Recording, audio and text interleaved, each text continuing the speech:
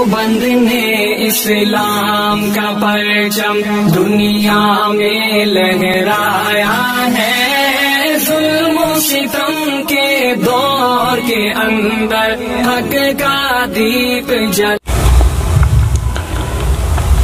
الحمد للہ وکفا وسلام علی عبادہ الذین اصطفى، اما بعد فاعوذ باللہ من الشیطان الرجیم، بسم اللہ الرحمن الرحیم، وما خلقت الجن والانس الا لیعبدون، صدق اللہ العظیم۔ ہر مسلمان یہ بات جانتا بھی ہے اور مانتا بھی ہے کہ اللہ رب العزت نے انسان کے اس دنیا میں آنے کا بنیادی مقصد اپنی عبادت فرمایا، یعنی انسان دنیا میں آتا ہے، جوان ہوتا ہے اور بوڑھا ہو کر اس دنیا سے چلا جاتا ہے۔ یہ سلسلہ جب سے جاری ہے اور جب تک جاری رہے گا، یہ ایک سفر ہے، منزل نہیں ہے۔ یہ بذات خود ہمیشہ رہنے کی جگہ نہیں ہے، یہ بذات خود دل لگانے کی جگہ نہیں ہے، بلکہ یہ سب زندگی کے لمحات ہمیں میسر ہے۔ یہ ایک سفر ہے، اور یہ بات بھی ایک سمجھدار آدمی کو سمجھ لینی چاہیے کہ کوئی بھی سفر بے مقصد نہیں ہوتا۔ اگر کوئی آدمی ایک جگہ سے دوسری جگہ سفر کر کے جائے تو اس کے پیچھے کوئی مقصد اور ریزن ہوتا ہے۔ کوئی تجارت کے لیے جاتا ہے، کوئی اپنی عزیزوں سے ملنے کے لیے جاتا ہے، کوئی نہ کوئی اس کے پیچھے مقصد ہوتا ہے۔ ایسا تو دنیا میں کوئی پاگل ہی ہوگا کہ بس اٹھ کر کھڑا ہو اور چل پڑے اور اس کا کوئی مقصد نہ ہو۔ تو یہ جو ہماری زندگی کا سفر ہے، جو ہر دن طے ہو رہا ہے اور نہ جانے کس وقت ختم ہو جائے، اس کا بنیادی مقصد اللہ تعالیٰ کی عبادت اور اللہ تعالیٰ کی بندگی ہے۔ اس کا تقاضا تو یہ تھا کہ سال کے 12 مہینے اور مہینے کے 30 دن اور دن کو 24 گھنٹے ہر وقت ہم اللہ کی عبادت میں مشغول رہتے، کوئی اور کام کی اجازت نہ ہوتی۔ لیکن اللہ رب العزت نے اپنے فضل و کرم سے ہم کمزوروں کے لیے ایسا نظام بنا دیا کہ عبادت کے ساتھ ساتھ ہماری ضروریات زندگی، مثلا کھانا پینا، ہنسنا بولنا وغیرہ، ان تمام ضرورت کو بھی اللہ رب العزت نے اپنے فضل و کرم سے جائز قرار دے دیا ہے، بلکہ اپنے فضل و کرم سے ان جائز ضرورتوں کو بھی اخلاص اور نیت کی درستگی کی برکت سے عبادت میں شمار فرما دیا ہے۔ اور عبادت دو قسم کی ہوتی ہے، ایک وہ جس کا مقصد اللہ رب العزت کے سامنے اپنی عبدیت کے اظہار کے سوا کچھ اور نہیں ہے، جیسا کہ نماز، اس کے علاوہ کوئی اور مقصد نہیں ہے کہ بندہ نماز کے ذریعے اللہ رب العزت کے سامنے اپنی بندگی کا اظہار کرے، اللہ تعالیٰ کے سامنے عاجزی کا اظہار کرے۔ اسی طرح اللہ رب العزت کے جو احکام دیے گئے ہیں ان پر عمل کرے۔ اس انسان کا بنیادی مقصد اسی قسم کی عبادت کے ذریعے ہر وقت اللہ تعالیٰ کے سامنے اپنی بندگی عاجزی ہے، اس کے علاوہ کوئی اور کام نہیں ہے۔ لیکن اللہ رب العزت نے اپنے فضل و کرم سے ہماری ضروریات زندگی کو بھی صحیح نیت اور سنت کے مطابق انجام دینے سے عبادت میں شمار فرما دیا۔ مثلا بھوک لگی ہے، اب کھانا کھانا ہے، ضرورت ہے، لیکن اللہ کا نام لے کر کھائے، رسول اکرم صلی اللہ علیہ وسلم کی سنت کے مطابق دائیں ہاتھ سے کھائے اور کھانے کے بعد اللہ کا شکر ادا کرے، یہ کھانا بھی عبادت میں شمار ہوگا۔ رسول اکرم صلی اللہ علیہ وسلم نے ارشاد فرمایا کہ جو کھانا کھا کر شکر ادا کرے وہ ایسا ہے کہ جیسا کہ روزہ رکھ کر صبر کرنے کی طرح، یعنی جتنا ثواب روزہ رکھ کر صبر کرنے میں ہے اتنا ہی ثواب کھانا کھا کر شکر ادا کرنے میں ہے۔ اللہ نے اپنی رحمت سے اس کھانے کے اندر بھی کھانے کو بھی عبادت میں شمار کر دیا۔ اسی طرح روزی کمانے کے جتنے طریقے، تجارت ہو، مزدوری ہو، زراعت ہو، وہ سب سے جائز قرار دیے۔ بلکہ اگر یہی سارے کام حسب حلال کی نیت سے کرو، اپنے نفس کا حق ادا کرنے کی نیت سے کرو، اپنے اہل و عیال کا حق ادا کرنے کی نیت سے کرو، سنت کے مطابق انجام دو، شریعت کے دائرے میں رہ کر، حدود میں رہ کر، حلال و حرام کی فکر کرتے ہوئے یہ سب کام عبادت میں لکھے جائیں گے۔ چنانچہ فرمایا ہے طلب الحلال فریضۃ بعد الفریضہ۔ اسی طرح کہ جو تاجر سچائی کے ساتھ اور امانت کے ساتھ تجارت کر رہا ہو تو وہ آخرت میں انبیاء کرام علیہ السلام اور صدیقین اور شہداء کے ساتھ ہوگا۔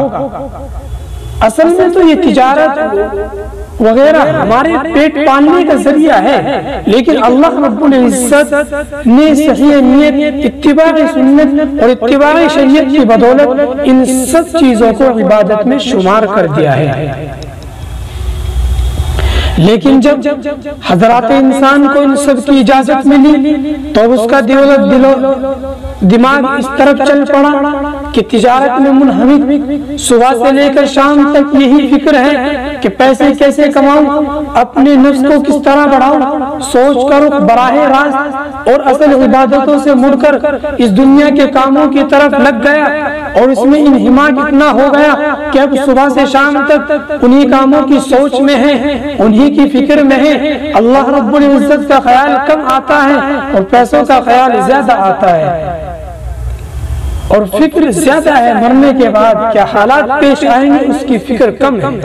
حدیث پاک میں آتا ہے ایک صحابی ہے رضی اللہ عنہ تنگ دستی کا شکار تھے، حضور اکرم صلی اللہ علیہ وسلم سے جا کر عرض کیا یا رسول اللہ صلی اللہ علیہ وسلم میرے لیے دعا فرما دیجئے کہ اللہ رب العزت میرے لیے کچھ وسعت عطا فرما دے، دوسروں کے پاس مال بہت ہے، آپ دعا کر دیجئے کہ اللہ رب العزت مجھے بھی کچھ مال عطا فرما دے۔ آپ صلی اللہ علیہ وسلم نے دعا فرما دی۔ اس زمانے میں دولت یہی جانور ہوا کرتے تھے، اونٹ، گائیں، بکریاں وغیرہ، جس کے پاس زیادہ ہوتی تھی وہ بڑا مالدار اور دولت مند سمجھا جاتا تھا۔ آپ صلی اللہ علیہ وسلم نے ان کے حق میں دعا کی، اللہ رب العزت نے انہیں مال دیا۔ اب یہ ان کی دیکھ بھال میں مصروف رہنے لگے، جس کی وجہ سے مسجد نبوی میں پہلے کی طرح حاضر نہیں ہو پا رہے تھے۔ کچھ عرصے بعد اضافہ ہوا تو مدینے سے باہر جا کر انہوں نے بڑا اور بنا لیا، وہ کافی نہ ہوا تو مدینے سے باہر گئے، جنگل میں بڑا جانوروں کے رہنے کے لیے انہوں نے بنا لیا، اور مسجد اور دور جانے کی وجہ سے مسجد میں حاضر نہ ہونا اور زیادہ مشکل ہو گیا۔ پہلے 2-3 روز میں حاضر ہو جایا کرتے تھے، اب جمعے سے جمعہ آنا شروع کیا، اس کے بعد یہ بھی چھوٹ گئے۔ آپ صلی اللہ علیہ وسلم کے پاس زکوٰۃ وصول کرنے کے لیے عامل روانہ فرمایا کرتے تھے، ان کے پاس بھی عامل کو بھیجا تو اس نے کہا میں کوئی کافر ہوں جو مجھ سے ٹیکس لیتے ہیں، یعنی زکوٰۃ دینے سے انکار کر دیا۔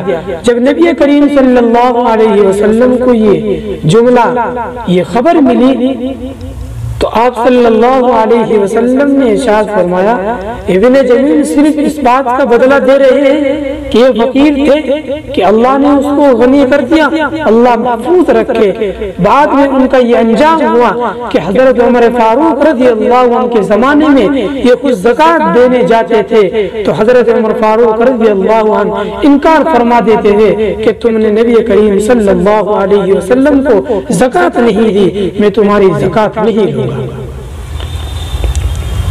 بعض اوقات ان کاموں میں اس قدر انتہا ہو جاتی ہے کہ آدمی فرائض سے غافل ہو جاتا ہے اور بعض اوقات ایمان سے بھی ہاتھ دھو بیٹھتا ہے۔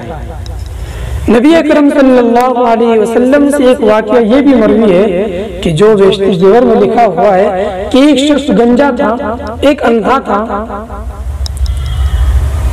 ایک ابرص تھا، یعنی اس کو کوڑ کا مرض تھا، اللہ رب العزت نے ان کو آزمانے کے لیے فرشتہ بھیجا. فرشتے نے آ کر ان سے پوچھا کہ بتاؤ تمہیں دنیا میں سب سے زیادہ کیا چیز پسند ہے؟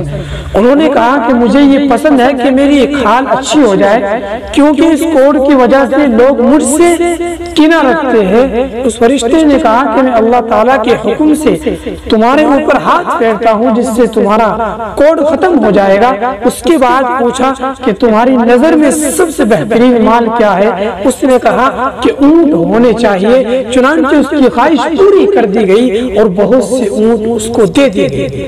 اسی طرح گنجے شخص کے پاس پہنچا، تمہیں کیا چیز ہے؟ اس نے کہا میرے سر پہ بال آ جائے، کیونکہ لوگ مجھے گنجا سمجھ کر حقیر جانتے ہیں، حقیر سمجھتے ہیں. چنانچہ فرشتے نے سر پر ہاتھ پھیرا تو اس کے بال آ گئے. پھر اس سے سوال کیا کہ آپ کو مال میں کیا چیز پسند ہے؟ اس نے کہا گائے ہونی چاہیے. چنانچہ اس کو بہت سی گائے دے دی گئی. اس کے بعد اندھے سے پوچھا کہ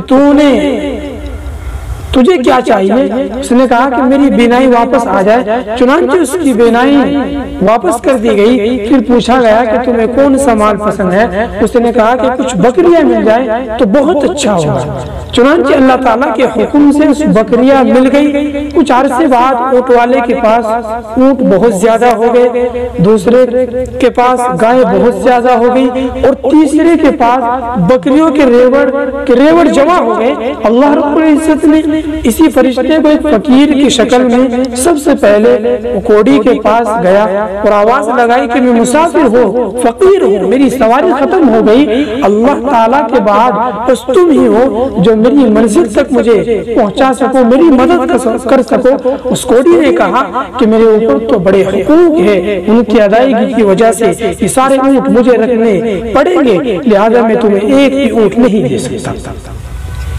فرشتے نے کہا کہ مجھے کچھ یاد پڑتا ہے کہ تم پہلے کوڑی تھے، اللہ تعالیٰ نے تمہیں شفا دی اور یہ سارے اونٹ بھی عطا کیے، پھر بھی آج تم انکار کر رہے ہو. تو اس نے کہا یہ میرے باپ دادا کی وراثت میں مجھے ملے ہیں. فرشتے نے کہا اگر تو جھوٹ بولتا ہے تو اللہ تعالیٰ تجھے پھر اسی حالت میں لوٹا دے جس حالت پر پہلے تھا. چنانچہ پھر اسے کو اسی حالت پر لوٹا تبدیل کر دیا گیا. اسی طرح گائے کے والے کے پاس گیا، اس نے بھی اس قسم کی بات کہی. چنانچہ اس کے ساتھ یہی معاملہ ہوا. آخر میں بکری والے کے پاس گیا، اس سے سوال کیا تو بکری والے نے کہا کہ اللہ تعالیٰ کا فضل و کرم ہے، میں تو اندھا تھا، اللہ نے مجھے بینائی عطا فرمائی اور یہ ساری کی ساری بکریاں عطا کی، میں تو ان میں سے کسی ایک کا بھی مستحق نہیں تھا. آج تم محتاج بن کر آئے ہو، یہ بکریوں کا ریوڑ ہے تمہارے سامنے ہے، جو چاہے لے جاؤ. اللہ تعالیٰ نے اس کے قول کی وجہ سے اسے کامیاب قرار دیا اور اس کے مال و غنا میں برکت عطا فرمائی. تو اللہ رب العزت نے امتحان لینے کے لیے اگر ہمیں دنیا میں بھیجا ہے تو اللہ کے احکام کو پورا کر کے اور شریعت پر عمل کر کے زندگی گزارے. دنیا کی محبت تو انسان کو غافل بنا ہی دیتی ہے. نبی کریم صلی اللہ علیہ وسلم نے یہ واقعہ بتلانے کے لیے ارشاد فرمایا کہ دنیا کا کام ایسا ہے کہ بعض اوقات انسان کو غافل بنا کر اللہ رب العزت سے دور لے جاتا ہے، بلکہ بعض اوقات ایمان سے محروم بھی کرا دیتا ہے. اگر ایمان سے محروم نہ بھی ہو تو کم از کم اتنا ضرور ہے کہ اللہ رب العزت کے ساتھ جو تعلق ہونا چاہیے تھا، جو اللہ تعالیٰ کے ساتھ جو جذبہ ہونا چاہیے تھا، وہ آہستہ آہستہ کمزور پڑتا چلا جاتا ہے اور دنیا کی راحت اور لذتوں میں انسان منہمک ہو جاتا ہے. اس لیے نبی کریم صلی اللہ علیہ وسلم نے یہ دعا مانگی، اے اللہ ہماری سب سے بڑی فکر دنیا کو نہ بنائیے اور نہ ہمارے علم کی انتہا دنیا کو بنائیے اور نہ ہمارے شوق امنگ اور رغبت کا مرکز اس دنیا کو بنائیے. نبی کریم صلی اللہ علیہ وسلم نے صحابہ کرام کی تربیت اس نہج پر فرمائی تھی کہ دنیا کی بقدر ضرور استعمال کیا، مگر ان کا دل دنیا میں اٹکا ہوا نہیں تھا، بلکہ دل تو اللہ رب العزت کی طرف اور آخرت کی رغبتوں میں کھویا ہوا تھا. صحابہ کے یہاں دنیا کی کوئی قدر اور منزلت نہیں تھی، بلکہ جب ان کے سامنے دنیا سے جانے کا وقت آیا اور شہادت کے سامنے آئی تو بے ساختہ زبان پر کلمہ جاری ہوا۔ رب کعبہ کی قسم میں کامیاب ہو گیا، کیونکہ آنکھوں سے جنت کا نظارہ ہو رہا ہے۔ جنگ احد میں مسلمان شہید ہو رہے ہیں، کفار کی طرف سے شدید حملہ ہے۔ صحابہ رضی اللہ عنہ فرماتے ہیں مجھے احد کے پہاڑ سے جنت کی خوشبو آ رہی ہے۔ ان کی فکر سوچ لگن اس طرف تھی کہ کس طرح ہماری آخرت زیادہ سے زیادہ بہتر ہو جائے۔ دنیا کا شوق اور دنیا کا حصول بقدر ضرورت تھا۔ اس لیے میرے بھائیوں، دنیا دل لگانے کی جگہ نہیں ہے، اپنی آخرت کو بنانا ہے۔ اگر آخرت بن گئی تو اللہ رب العزت ہمیں ضرور بھی ضرور جنت میں داخل کرے گے۔ نبی کریم صلی اللہ علیہ وسلم نے ان کی سوچ اور فکر کا رخ دنیا کے اسباب اور اموال اور راحت اور لذتوں سے موڑ کر آخرت کی طرف قرار دیا تھا۔ ہمارے جیسے لوگ جب دنیا میں داخل ہوتے ہیں کہ اللہ رب العزت نے اپنے فضل و کرم سے اچھا کھانے پینے کو دے رکھا ہے، اچھی جگہ رہنے کے لیے دے رکھی ہے، آمدنی کے ذرائع ہے، اسباب و وسائل ہے، تو دل و دماغ اسی میں پھنس کر رہ جاتا ہے۔ اب فکر تو اس بات کی ہے کہ تجارت کیسے بڑھے، آمدنی میں اضافہ کیسے ہو، مکان ذرا اچھا کیسے بنے، سواری اور زیادہ بہتر کیسے ہو جائے۔ ان فکروں میں دن رات گزر رہا ہے کہ اللہ رب العزت نے اپنے فضل سے جن کاموں کو ہمارے لیے حلال اور جائز قرار دیا تھا، بلکہ حسن زینت کی برکت سے ان کو عبادت بھی بنا دیا تھا، ہماری غفلت کی وجہ سے وہ ہمیں اللہ تعالیٰ سے دور لے جا رہے ہیں۔ اس لیے میرے بھائیوں، اللہ رب العزت سے دعا کرے کہ اللہ رب العزت پوری امت مسلمہ کو سمجھنے کی توفیق مرحمت فرمائے۔ آمین۔ وآخر دعوانا ان الحمد للہ رب العالمین۔